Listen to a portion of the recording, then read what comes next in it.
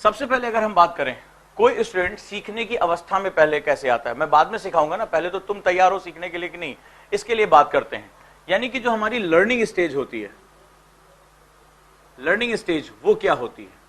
आप में से कितने लोग ऐसे हैं जिन्होंने कभी पढ़ाई की, खूब मन लगा के पढ़ाई किया, और जब उठे, चैप्टर का नाम क्या था, टाइटल्स कौन कौन से थे, किसके किसके साथ हुआ है, सबके साथ हुआ है, सबके साथ हुआ है, 1 घंटे बाद याद ही नहीं आ रहा था कैरेक्टर्स कौन थे पढ़ने के लिए, हुआ है, ठीक है, और पूरा 2 घंटा 2.5 घंटा पढ़ा, और उसके बाद जब उठे तो एक्चुअली याद ही नहीं आ रहा था कि कहानी शुरू कहां से हुई थी, मेरी जो चैप्टर थे वो कहां से शुरू हुए थे। सबके साथ हुआ होगा।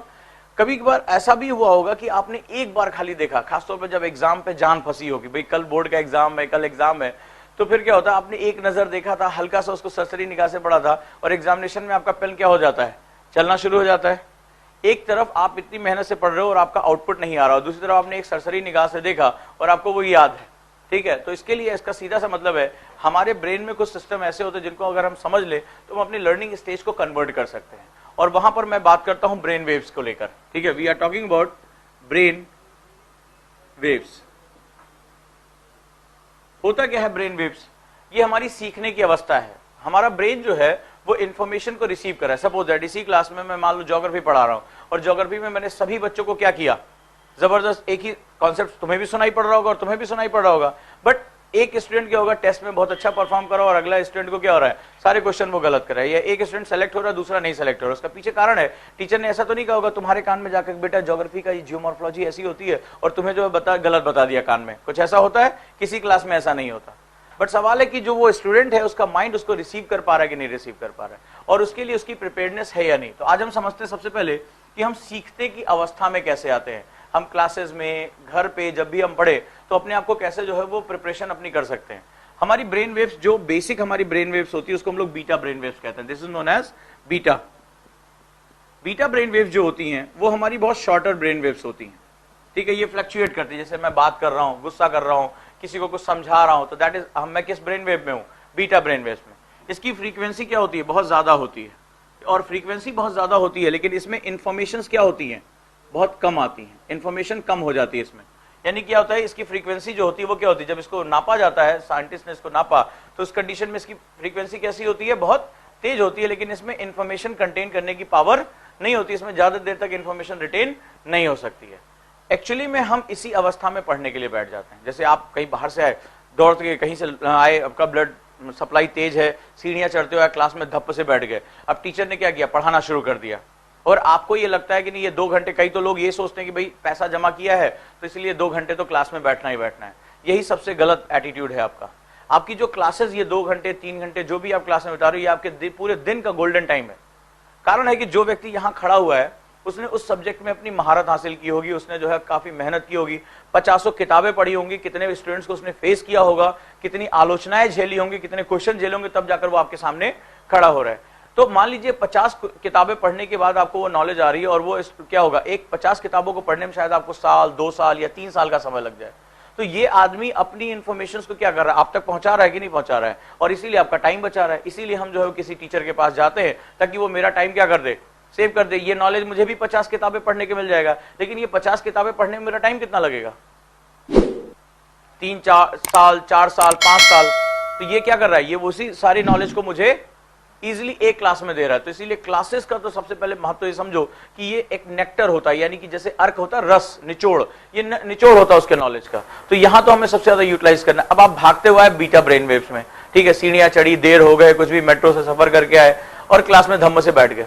अब टीचर कुछ बताने की कोशिश कर रहे हैं, और आपका दिमाग कहां है, आपको पता है कहां है, ठीक है। आप लोग किधर से इधर से उधर जाते हो, ये आपको नहीं पता होता है। सबसे पहले तो आपको अपनी ब्रेन वेव्स को चेंज करना आना चाहिए। एक स्टूडेंट जिसको याद रखना है, उसकी मिनिमम रिक्वायरमेंट अल्फा होती है। अगर आप अल्फा ब्रेन वेव्स में नहीं है तो आप ज्यादातर किसी भी चीज को जो है लंबे समय तक रिटेन नहीं कर पाएंगे, उसको याद नहीं कर पाएंगे। अल्फा ब्रेन वेव्स कैसी होती हैं, अल्फा ब्रेन वेव्स ऐसी होती है, ठीक है।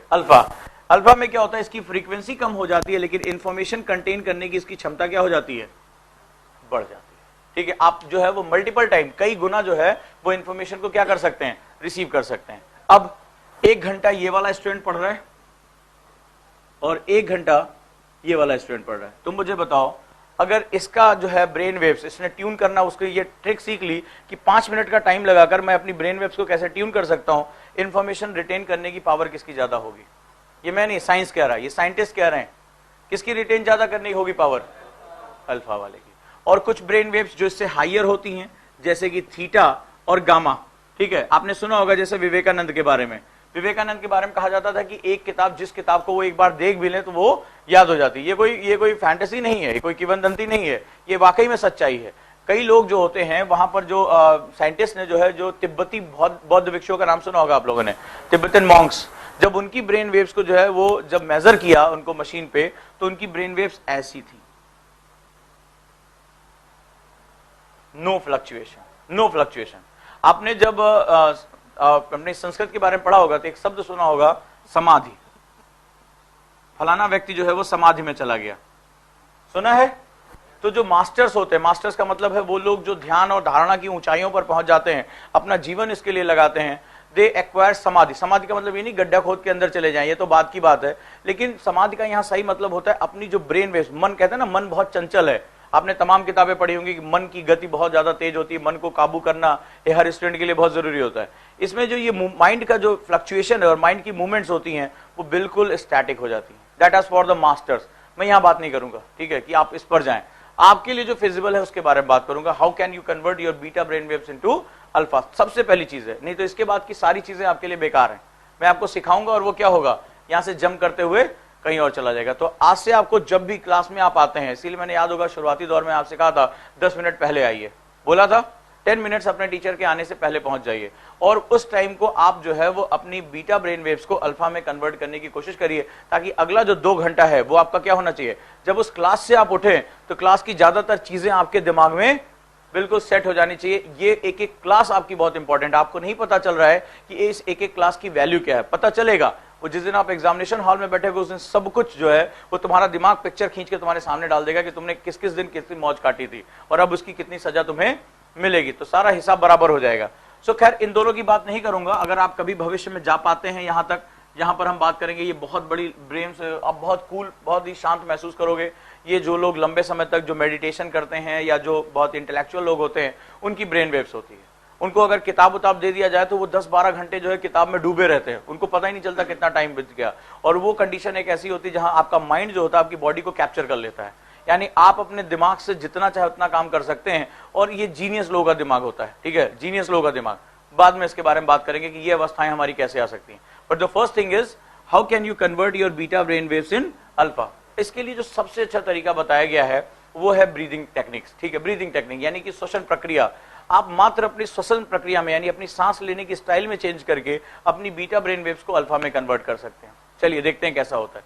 अच्छा, जब आप गुस्सा होते हैं, एजिटेटेड होते हैं, तनाव में होते हैं, तो आप सांस कैसे लेते हैं, ठीक है, आपके क्या होते हैं, शोल्डर्स मूवमेंट करते हैं। बहुत, इसको आप करके देखो तो क्या होता है, आपके जो है वो शोल्डर्स मूवमेंट होते हैं, और आपकी जो ब्रीदिंग होती है वो कहां, शैलो ब्रीदिंग होती है, कहां तक आती है, केवल चेस्ट तक आपके मूवमेंट करती है। एक्चुअली में जो आपकी बॉडी को बनाया गया है उसमें आपका जो डायाफ्राम है, डायाफ्राम यानी जो फेफड़े का हिस्सा होता है, जहां पर वो काम क्या होता है, ब्लड को ऑक्सीजन के साथ मिक्स करने का काम होता है, वो हमारे एब्डोमेन तक होता है, ठीक है, हमारे एब्डोमेन तक होता है। और जनरली हम क्या करते हैं कि बहुत बड़ा हिस्सा हमारा, कम से कम 1/3 या 50% जो है वो हिस्सा हम यूज ही नहीं करते। अच्छा, ऑक्सीजन का महत्व क्या होता है हमारे लिए, what are the main importance of oxygen. एक स्टूडेंट के लिए उस ऑक्सीजन का क्या महत्व है। ये जो ऊपर देख रहे हो ना, ये किसके बारे में पढ़ाई करने जा रहे हो, मेमोरी, माइंड, ब्रेन, इसी के बारे में पढ़ रहे हो ना। इसको पूरी सप्लाई का 20% अकेले चाहिए। ये सुपर इंजन है, ये दुनिया का सुपर कंप्यूटर है जो एक साथ इतनी कैलकुलेशन कर सकता है कि अभी भी कोई कंप्यूटर दुनिया का इसके साथ जो इसके फंक्शंस को कॉपी नहीं कर सकता। इसको पूरी ब्लड सप्लाई का और 20 ऑक्सीजन सप्लाई का 20% अकेले चाहिए, अकेले चाहिए इसको। अब सवाल यह है कि इसको सबसे ज्यादा ऑक्सीजन किसी ऑर्गन को चाहिए, और अगर आप ऑक्सीजन इनटेक ही कम कर रहे हो तो सप्लाई क्या हो जाएगी, कम हो जाएगी। कितने लोग यहां ऐसे हैं जब चेयर पे बैठते हैं और चेयर के 20 मिनट पर बैठने के बाद उनकी दिमाग फ्लक्चुएट करना शुरू कर देता है। ईमानदारी से, ऑनेस्टी से मुझे बताना, आफ्टर 20 मिनट्स उनके थॉट्स जो होते हैं उनके दिमाग में जंप करने शुरू कर देते हैं, और 20 मिनट्स के बाद थोड़ा सा उनका दिमाग इधर जाता है, फिर होता है नहीं, पढ़ना है पढ़ना है पढ़ना है। और फिर जैसे 30 मिनट बीतता है थोड़ा सा और ब्लरनेस आनी शुरू हो जाती है, ठीक है। कई लोग चेयर से उठ जाते होंगे, कई लोग किताब को पलट देते होंगे, कई बार जो है बहुत लंबे समय के लिए कहीं दूर चले जाते होंगे, फिर खींच के खुद को लेकर आते हैं, और जैसे ही 40वां मिनट लगता है, फिर तो मैं गारंटी के साथ कह सकता हूं कि इस क्लास में बैठा हुआ अधिकतम आदमी, जो मैक्सिमम लोग हैं, वो अपने दिमाग को कंट्रोल कर पाना उनके लिए मुश्किल होता है। सच बोल रहा हूं, गलत बोल रहा हूं? और जो अनट्रेन्ड माइंड है उनके लिए तो खैर 20 मिनट भी बहुत बड़ी बात मैंने बोल दी है। अभी तक आप लोगों का ही ये फीडबैक मिला कि सर 20 मिनट्स के बाद क्या होता है हमारा दिमाग, आप लोगों ने आगे बताया कि 20 मिनट के बाद सर दिमाग इतना तेज फ्लक्चुएट करता है जिसकी कोई हद नहीं है, सारी पुरानी बातें, रास्ते में देखी गई चीजें, सब कुछ याद आता है, होता है। उसके पीछे यही कारण है कि जैसे जैसे आपकी सप्लाई कम होती जाएगी, वैसे वैसे आपका दिमाग में फटीगनेस बढ़ती चली जाएगी, और आपका दिमाग जो है वो क्या होगा, वो फिर कॉन्सेंट्रेट होकर काम नहीं कर पाएगा। अब आप क्या होगा, बहुत जिद करेंगे, कुर्सी पर बैठे रहेंगे, बट आउटपुट कुछ आ रहा है आपका, ठीक है, आउटपुट आपका नहीं आ रहा है। तो सबसे पहले आज जो हम सीखेंगे वो अपने बीटा ब्रेन वेव्स को अल्फा में कैसे कन्वर्ट करते हैं। चलिए आपको मैं एक ब्रीथिंग टेक्निक सिखाता हूं, सिंपल से, आपको मेरे साथ करना होगा और इसको समझना होगा, राइट। बैक्स नीचे रख दो तो ज्यादा अच्छा रहेगा। हम कुछ चीजों को एक्सरसाइज करेंगे और इसको सीखेंगे, ताकि आप जो है वो पढ़ाई से मात्र 10 मिनट का टाइम देकर अपने आप को जो है वो बहुत चेंज कर सकते हो। मैं चाहता हूं आपका एक एक घंटा जो है वो काउंट हो। चलिए, ब्रीदिंग टेक्निक्स में इसको हम लोग एब्डोमिनल ब्रीदिंग कहते हैं। This is known as abdominal breathing. Simple सा फंडा है, आपको अपना जो हाथ है वो अपने पेट पर रखना है, ठीक है। पेट पे इसलिए सिंबॉलिक है, ठीक है, बिल्कुल रिलैक्स होकर, सीधी आपकी रीढ़ की हड्डी सीधी होनी चाहिए, बैकबोन, और रिलैक्स होकर बैठ जाइए, ठीक है। सांस लेते समय आपके जो शोल्डर्स है और आपका चेस्ट, ये दोनों मूवमेंट नहीं करने चाहिए, यानी आपकी जो ब्रीदिंग होनी चाहिए वो आपके पेट में जानी चाहिए। डायाफ्राम को जो है एक्सपेंड आपको नीचे की तरफ पुश करना है। M×G, भार बराबर जो होता है वो द्रव्यमान गुणे जो उसका भार होता है, ग्रेविटी होती है, उसके साथ मल्टीप्लाई किया जाता है। जितनी ज्यादा ऑक्सीजन इनटेक लगोगे आप, उतना ही डायफ्राम आपका किधर की तरफ पुश होगा, नीचे की तरफ पुश होगा, ठीक है। तो पहले स्टेप में आपको क्या करना है, मैं आप लोगों को एक टास्क दे रहा हूं, कैसे, देखिए आप इसको देखिए कि इसको आपको ब्रीदिंग कैसे करनी है। अभी आपका जो भी मानसिक अवस्था, उसके बाद आप आइए और अपनी सांस को, आंख बंद करिए, और यहां पर जो है सांस को जब लेना है तो पेट आपका फूलना चाहिए, चेस्ट में कोई मूवमेंट आपके नहीं होगा, और जब आप सांस छोड़ेंगे तो आपका हाथ क्या होगा, अंदर की तरफ जाएगा। जब आप सांस लेंगे तो ये हाथ बाहर की तरफ आएगा। हाथ एक आप जो है वो एक प्रॉप के रूप में इस्तेमाल करें, ताकि आपको पता चले कि आपकी जो ब्रीदिंग है वो सही डायरेक्शन में जा रही है। इसको और इजी बनाने के लिए हम ये कर सकते हैं, 1 2 3 4, जैसे मैं काउंट अगर कर रहा हूं तो मेरे दिमाग में चलेगा। मैं अगर ब्रीदिंग को, अगर किसी की हैबिट नहीं है, अगर बेसिक किसी ने प्राणायाम या ध्यान नहीं लगाया, तो सिंपली ऐसे होगा, यानी 1 2 3 4, सांस को पुश किया, अब 4 3 2 1, ठीक है। तो बोलना नहीं है, लेकिन मन ही मन इसको काउंट करना है। डायफ्राम पुश हुआ नीचे की तरफ, एंड देन 4 3 2 1, बाहर आएगा। जितनी देर आपने सांस लिया उतनी देर में आपने सांस बाहर छोड़ दिया। जो हमारे एंशिएंट कल्चर में, यानी योग कल्चर में, इसको पूरक, रेचक और कुंभक कहते हैं। तो आप कुंभक नहीं कर रहे, यानी आप सांस को रोक नहीं रहे हो, लेकिन पूरक और रेचक कर रहे हो, यानी कि आप क्या कर रहे हो, सांस ले रहे हो और सांस बाहर कर रहे हो। तो चलिए, अगर हम बात करेंगे 4 3 2 1, अब इसको आपको करना क्या है, समझ में आया ना? ये शोल्डर्स हिल रहे हैं ना, आपकी जो है सांस चेस्ट तक रुक रही है। आपकी सांस कहां तक जा रही है, डायफ्राम तक जा रही है। This is known as preparedness before studies, यानी कि ये पढ़ाई से पहले की तैयारी है, ठीक है। डन है। आपको सांस कहां तक लेना है, एब्डोमिनल ब्रीदिंग करनी है। डीपर से डीपर जो है सांस अंदर जानी चाहिए, और आप फील करिए कि वो जो हवा है, वो जो आपने ऑक्सीजन लिया है, वो आपकी पूरी मसल्स में जो है एंटर कर रही है। 1 2 3 4 4 3 2 1 निकल कर आएगा। 20 से 1 तक जरा काउंट, मन में जो है 20, एक बार ब्रीदिंग इन और out, 1 inhale exhale, 1 inhale exhale 2, इस तरह 20 से जरा 1 पर आइए और इसके साथ करते रहिए। आंख बंद करिए, और बहुत ऐसा नहीं, ये वाला नहीं करना है आपको, ठीक है। बिल्कुल स्मूथली आपको सांस लेना है और स्मूथली आपको सांस छोड़ना है। एवरीबॉडी, चलिए शुरू करते हैं, और मुझे 20 के बाद बताइएगा आपकी मेंटल स्टेटस में क्या चेंज आया, ठीक है। तो 20 से शुरू करिए और 1 पे, मन में गिनते रहिए 20 से 1 में, देखते हैं क्या क्या होगा, ठीक है। चलिए एब्डोमिनल ब्रीदिंग शुरू करते हैं। रिलैक्स, बॉडी को एकदम रिलैक्स करिए, एकदम जो है वो आराम से बैठ जाइए चेयर पे, रीढ़ की हड्डी को सीधा रखिएगा, ठीक है। और बिल्कुल शोल्डर्स तने नहीं होनी, बॉडी में कहीं भी टेंशन नहीं होनी चाहिए, ना हाथों में, ना भौं में, ना आपके शोल्डर्स में, बिल्कुल रिलैक्स। काफी आपने देखा होगा एक बहुत रिलैक्सनेस की एक जो है वो फीलिंग आ रही होगी। कई लोग जो है इसको गलत तरीके से कर रहे हैं। तुम इसलिए गलत कर रहे हो, तुम कर क्या रहे थे, तुम मुंह से सांस छोड़ रहे थे, तुम ऐसे सर नीचे करके स्ट्रगल, जैसे लग रहा है सांस अंदर जा ही नहीं रही तुम्हारी, ठीक है। तो ये स्ट्रगलिंग नहीं थी। अब जैसे आप क्या कर रहे थे, आप झटके लेकर सांस ले रहे थे, 1 2 3 4, एक स्मूथ ब्रीदिंग अंदर जाएगी और स्मूथ ब्रीदिंग बाहर आएगी। ठीक है, अब जैसे आप क्या कर रहे थे, आपकी पूरी बॉडी जर्क ले रही थी, ऐसा लग रहा था कि सांस को छोड़ने यानी कंट्रोल करने में और उसको लेने में क्या हो रहा था, आपको बहुत ज्यादा डिफिकल्टी आ रही थी। नहीं, वही ये कंट्रोलिंग है। इसका मतलब है आपके अंदर जो माइंड है वो आपको कंट्रोल नहीं कर पा रहा है, आप उसको कंट्रोल नहीं देख पा रहे हो कि उसको मैं कंट्रोलिंग कैसे करूं। Breathing should be very normal, very normal. इसका सीधा सा मतलब है आपकी बॉडी के अलग अलग हिस्सों में, पार्ट्स में टेंशन लाई कर रहा है और आप क्या कर रहे हो, आप टेंशन के साथ उसको करने की कोशिश कर रहे हो। इट शुड बी, इसका आपको कब पता चलेगा कि आपका जो ये ब्रेन वेव्स है वो चेंज होने की कंडीशन पहुंच रहा है, व्हेन यू आपकी जो बॉडी की फीलिंग है वो खत्म हो जाए। मतलब ये इतना भारी हो जाएगा शरीर और इतना रिलैक्स हो जाएगा कि आपको लगेगा कि शरीर के सारे हिस्से क्या हो रहे हैं, इतने भारी हो गए कि मैं इनको अब संभाल नहीं पाऊंगा। आप इसको करके देखिएगा, आप जो करेंगे जैसे जैसे आपका शरीर, आपको क्या लगेगा, बहुत इसका वेट क्या होता जा रहा है, बढ़ता जा रहा है। जितना रिलैक्स होकर आप करेंगे, जितना माइंड को जो है ओपन करेंगे, तो ये आपको बता रहा है। अच्छा, एक चीज और हुई होगी इसमें, जब आप 20 से 1 पर आ रहे होंगे, कितने लोग भटके, 15 पहुंचने के बाद गिनती गायब। हुआ, 15 पहुंचने के बाद गिनती गायब, 10 तक पहुंचते पहुंचते भूल गया, अरे यार उसके बाद क्या था, सांस कहां, वो कहां पे चला गया, फिर वापस लेकर आया, अरे यार वापस वाली गिनती पे। हुआ नहीं हुआ। आप सोच लीजिए, आप मुझसे कह रहे थे कि सर 1 घंटा 2 घंटा पढ़ना मेरे लिए आसान है, मैं आपसे कह रहा हूं कि सर 5 मिनट कॉन्सेंट्रेट होना आपके लिए बहुत मुश्किल है। 5 मिनट कॉन्सेंट्रेट होना मुश्किल है, आप 5 मिनट तक कॉन्सेंट्रेट नहीं कर पाए। सबके साथ हुआ होगा, 20 से आते आते 18, 15 पर या 12 पर अब क्या हुआ होगा, कहां गई गिनती, याद नहीं, दिमाग में थॉट्स क्या हुआ, आपको दिखाई पड़ रहा था, बम्बार्डमेंट हो रही थी, और तुम जो इतना स्ट्रगल कर रहे थे उसके पीछे यही कहानी थी। ठीक है, बिल्कुल रिलैक्स होकर, रीढ़ की हड्डी बिल्कुल सीधी होनी चाहिए, बैकबोन, और बिल्कुल रिलैक्स होकर आपको ब्रीदिंग करनी है, कोई स्ट्रगलिंग होनी नहीं चाहिए। Inhale, Excel.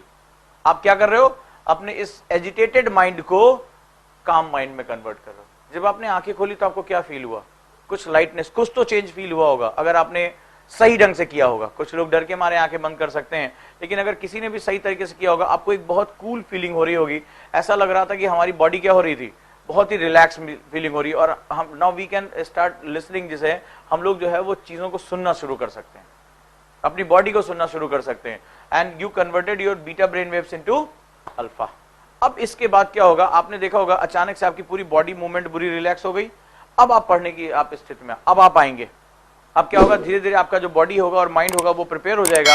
अब आप ज्यादा से ज्यादा इंफॉर्मेशन को रिसीव कर सकेंगे, बशर्ते आप इसको कितने अच्छे तरीके से करते हैं। तो ये हो गया फर्स्ट स्टेज। इसका सेकंड स्टेज और भी थोड़ा एडवांस होता है। अगर आप जैसे घर पे करते हैं और डेली इसको आदत में लेकर आते हैं कि क्लास से पहले 10 मिनट इसको कर लिया, हार्डली 5 to 7 मिनट लगता है। घर में आज आपको ये है कि भाई 2 घंटा पढ़ने बैठना है, आपको सिंपली 5 to 7 मिनट्स ये कर लेना, और आपको इतना अच्छा रिजल्ट मिलेगा। 45-50 मिनट्स आपका दिमाग जो है वो फ्लक्चुएट करेगा ही नहीं। ठीक है, क्योंकि अब आपने थॉट्स को क्या कर दिया, किनारे कर दिया। इसका जो अगला स्टेज होता है स्टेज 2। फर्स्ट स्टेज की मान लो आपकी प्रैक्टिस हो गई, स्टेज 2। स्टेज 2 में क्या होता है, हम जो है वो एक इसको इमेजिनेशन के साथ जोड़ देते हैं। जब आप ब्रीदिंग करेंगे, ठीक है, तो जब ब्रीदिंग करेंगे तो आप इसमें जो है वो इनहेल जब कर रहे होंगे, यानी सांस को अंदर ले रहे होंगे, आप ये फील करिए एक ब्लू लाइट यानी नीली रोशनी आपके नोस्ट्रिल से जो है अंदर जा रही है। कहां तक अंदर जा रही है, ये पहुंच रही है आपके जो आपका थर्ड आई है, यहां तक मूवमेंट कर रही है, और धीरे धीरे जो आपका जो अपर चक्र है, सहस्त्राधार जिसे कहते हैं, वहां से वो लाइट होते हुए क्या हो रहा है, आपकी बॉडी के स्पाइन के साथ साथ आपकी एब्डोमिनल में जा रही है। यानी जब आप जो है वो इनहेल करेंगे तो आपको ब्लू लाइट केवल पूरी बॉडी में, आपको कुछ दिखना ही नहीं चाहिए। ठीक है, जब आप इमेजिन कर रहे होंगे तो केवल आपको एक नीली लाइट अंदर जाते हुए दिखाई पड़ रही होगी, और धीरे धीरे वो क्या हो रहा है, आपकी स्पाइन के साथ, आपकी रीढ़ की हड्डी के साथ, और जाके क्या हो रही है, जो है एब्डोमिनल में मिलती जा रही है। जब आप एक्सेल करेंगे यानी सांस को छोड़ेंगे, तो जो आपकी निगेटिव एनर्जी है, जो आपकी निगेटिविटी, आप उसको देखिए कि जैसे काला धुआं नहीं होता है, ठीक है, फ्यूम, उसी तरह क्या हो रहा है, आपकी बॉडी से क्या हो रहा है, वो ब्लैक जो धुआं है वो निकलकर नोस्ट्रिल से बाहर आ रहा है। एंड यू स्टार्ट इमेजिन, आप क्या करो, अब आप क्या करो, हर बार पॉजिटिव एनर्जी ले रहे हो। वो जो ब्लू लाइट है वो क्या है, आपकी पॉजिटिव एनर्जी, और जो ब्लैक जो है वो धुआं क्या है, वो निगेटिव एनर्जी है। And now you take positive energy, positive suggestions, इसको कहते हैं एटमोस्ट, हम कूलिंग का काम करते हैं। और आप धीरे धीरे आपकी जो बॉडी होगी वो आपको दिखना बंद हो जाएगी, और आपको केवल जो है एक पाथ दिखाई पड़ेगा। एंड जो आपके ये लाइट जा रही हैं, ये पाथ ही आपका कंसंट्रेशन है। ये जिस दिन आपको ब्लू लाइट सिल्वर लाइनिंग में दिखनी शुरू हो जाए, उस दिन आप देखना कि आपका कंसंट्रेशन लेवल कहां पहुंच जाएगा, सिल्वर लाइन में, यानी वो एक चमकदार रोशनी के रूप में दिखना शुरू हो जाएगा। So that is a new stage. और फिर थर्ड स्टेज होता है सबकॉन्शियस माइंड के साथ अटैच होना। यानी कि जब ये मतलब मैंने आपको एक बुक भी नाम बताया था शुरुआती दौर में, power of your subconscious mind, Joseph Murphy की बुक, मैंने कहा था सब लोग पढ़िएगा इसको कभी भी टाइम मिले, आपके अवचेतन मन की शक्ति, डॉक्टर जोसेफ मर्फी। और ये जो आपका सबकॉन्शियस माइंड है ये तो बहुत ही बड़े चमत्कार कर सकता है, ठीक है। जब आप रिलैक्स अवस्था में आएंगे तो आप अपने सबकॉन्शियस माइंड को जो है पॉजिटिव सजेशन देना शुरू करेंगे, और जो भी आपकी इच्छाएं हैं, आप अपने आप को आईएएस के रूप में इमेजिन करते हो, अपने आप को आईपीएस के रूप में इमेजिन करते हो, टॉपर के रूप में इमेजिन करते हो, वो पिक्चर जो है जब आप ब्रीदिंग करो तो उसको वो पिक्चर्स भेजते रहो कि मैं आईएएस बनने के बाद कैसा दिखाई पड़ूंगा, मेरी रैंक क्या होगी, इसको जो है बार बार उसको सबकॉन्शियस माइंड को भेजते रहो। धीरे धीरे वो सबकॉन्शियस माइंड जो होगा वो उस पिक्चर को आपके सामने लाकर खड़ा कर देगा, राइट। हम जनरली क्या करते हैं, आप कभी भी अपने आप को पूरे दिन को ऑब्जर्व करके देखो, हम ज्यादातर अपने सबकॉन्शियस माइंड को निगेटिविटी सेंड करते हैं, आप चाहें या ना चाहें, ठीक है। यार बहुत मुश्किल चल रहा है, वो फलाने बोल रहे थे 3 साल तक तो सिलेक्शन ही नहीं होता, 3 साल तो अंदाजे में निकल जाता, 2 साल तो एनसीईआरटी पढ़ने को मिलता। बोला बेटा ऐसे नहीं होगा, जब तक 27-28 साल के नहीं हो जाओगे तब तक यूपीएससी में सिलेक्शन नहीं होगा। यही सब बातें सुनते हो ना, पापा बोल रहे थे तुम कभी पढ़ने में बहुत अच्छे नहीं रहे इसलिए आईएएस तुम्हारे बस का नहीं है, यही सब करते हो ना। दिन भर दिन भर दिन भर आप चाहो या ना चाहो अपने सबकॉन्शियस माइंड को क्या भेजते हो, निगेटिविटी भेजते हो। सो फर्स्ट थिंग क्या होनी चाहिए, आप उसको पॉजिटिव सजेशन देने की आदत डालो, और ये कहां से आएगा, जब आप ब्रीदिंग करोगे। नाउ अब आपने क्या किया, बीटा ब्रेन वेव्स को अल्फा में कन्वर्ट करना सीख लिया। अब जैसे आपने इसको अल्फा में कन्वर्ट किया, अब आपकी बॉडी क्या हो गई, ये 10 मिनट, अगर 10 मिनट कर पाते हो, 25 से शुरू करो 1 तक आओ, आप देखोगे आपकी बॉडी और आपका माइंड इतना रिलैक्स हो जाएगा कि अब आप किताब खोलोगे तो आपको वो किताबें क्या होंगी, ज्यादा तेजी से याद होंगी। अगर इसको करने में दिक्कत आ रही है, कुछ लोग हो सकता है कि जो इसको करने में दिक्कत आए, सो इसका दूसरा मेथड होता है play with numbers. Play with numbers एक बहुत लीडिंग जो है माइंड एक्सपर्ट हैं, उन्होंने इसको जो है वो डेवलप किया है। अपने जो है वो दिमाग को जो है वो नंबर्स के साथ प्ले कराना सीखो। जैसे सपोज दैट 100 to 1 गिनती सबको आती होगी, आज हम अलग तरीके से इस गिनती को देखेंगे, ठीक है। आपको आंखें बंद करनी है और 100 से 1 तक जो है वो मन की आंखों से गिनना है इसको।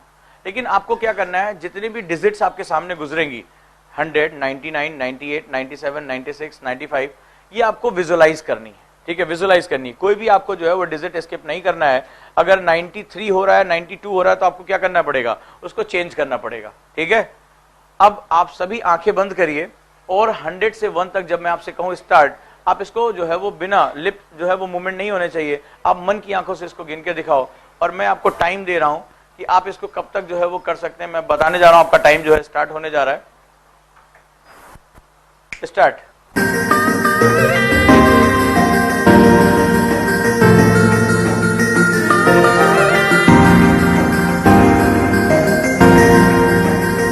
हालत आप लोगों की बड़ी खराब है। एवरेज इस क्लास ने 2 मिनट का टाइम लिया, इसके लिए हार्डली आपको 30 से 32 सेकंड के अंदर कर लेना चाहिए था। इसका मतलब आपकी जो मेंटल मसल्स हैं वो उतनी अभी ट्यून नहीं है। ये वही बात हो गई जैसे मैंने किसी को पहली बार मैराथन दौड़ने के लिए डाल दिया हो और जिंदगी में कभी वो जो सीढ़ियां भी ढंग से ना चढ़ा हो, वही वाली हालत हो गई। क्या लगा, कैसा रहा एक्सपीरियंस, कैसा रहा एक्सपीरियंस, झंझनाहट हो रही दिमाग में। चलो और बताओ, तुम्हारा क्या एक्सपीरियंस रहा, नींद आने लगी, चलो तुम बताओ, दर्द हो रहा है। वही होगा जब भाई पहली बार किसी को जिम में लेकर चले जाओ और उसको एक भारी भरकम दे दो सामान, तो उसकी हालत क्या होगी, यही होगी। आप अपने मसल्स की ट्यूनिंग देखिए, कैसा रहा एक्सपीरियंस। ये बहुत जरूरी है, तभी तुमने जो है वो 1 मिनट जो है वो 50 सेकंड लिया, तुम्हारा टाइम यही था। तुम लोगों का आ रहे थे, दिमाग भटक रहा था। कितनी बार ऐसा हुआ कि जो है वो 40 वाली लाइन पे सीधे फिर 20 वाली लाइन पे जाके रुके थे, बीच में एक पूरी लाइन मिस कर दी, होता है ना। 47 के बाद 37 आ जाता है, हुआ, फिर खींच कर वापस लेकर आ रहे, नहीं नहीं यार हम 40 वाली लाइन पर थे। हो रहा था कि नहीं हो रहा था, हुआ। फिर 90, जैसे आप 87, 86, फिर जैसे ही आपको रो चेंज करनी थी 79, फिर कहां पहुंच गए 80 पर, पीछे जाने के बजाय आगे बढ़ गए, हुआ। ये सब कुछ हुआ होगा। आप लोग जो है उसमें कई आपने डिजिट्स स्किप की होंगी, तमाम चीजें जो है वो चेंज किया होगा। हो रहा था कि नहीं हो रहा था, हा? रुक जा रहे थे आप। कौन, ये सीधा सा मतलब है कि आप किसी भी पॉइंट पर, कंसंट्रेशन किसे कहते हैं, what do you mean by concentration. Concentration की परिभाषा होती है कि जो इच्छित वस्तु है, यानी कि जो आप डिजायर्ड आपका थॉट है, उस पर अपनी सभी मानसिक शक्तियों को, यानी all mental powers must be accumulated at या concentrated at that particular point, that is known as concentration. अपनी सारी मानसिक शक्तियों को किसी एक बिंदु पर, एक विचार पर केंद्रित कर देना, उसका जो है कॉन्सेंट्रेशन कहलाता है। आप यही तो कर रहे थे, आप और क्या कर रहे थे? आप उस पूरी प्रोसेस पे आप अपने चेहरों का वीडियो बनवा लेते तो आप देखते अजीबोगरीब चेहरे बना रहे थे, अंदर लड़ाई चल रही थी, उसका देखो उसकी तो हालत बुरी थी, ठीक है, ऐसे आंखों के बीच में मचल रहा था, एकदम चेहरा की फटा जा रहा है, एकदम दिमाग का जो ब्लड सर्कुलेशन है वो क्या हो रहा है, निकलता चला जा रहा है। So these are known as the basic of the concentration. ये बता रहा है कि आपकी जो मेंटल कॉन्सेंट्रेशन है वो उतनी लंबी नहीं है, आपको लंबे समय तक जिस पे काम करना पड़ेगा। This is also very good method, how can you convert your beta brain waves into alpha brain. आप बहुत इजीली कर सकते हैं। इसको थोड़ा सा और टफ कर लेते हैं। सपोज दैट इसमें जो है 2 से डिक्रीजिंग पे आ जाते हैं, यानी कि आप जो है वो हम क्या करेंगे 100, 98, 96, 94 ये हम कर सकते हैं। 3 से डिक्रीजिंग कर सकते हैं, ठीक है, 3 से यानी 99, 96, 93, 90, 87 ये हम डिक्रीज कर सकते हैं। लिखते जाओ इसको, तुम लोग को याद बात कुछ नहीं रहेगा। जितना अपने आप को चैलेंज करोगे, जितने कम टाइम में करोगे, ये तुम्हारे लिए है। तुम्हारी ब्रेन वेव्स जो होंगी, जितना तुम्हारा माइंड जो होगा वो इंफॉर्मेशन को रिसीव करके उसको तोड़ने की हालत में रहेगा, उतना तुम्हारे लिए इजी रहेगा, राइट।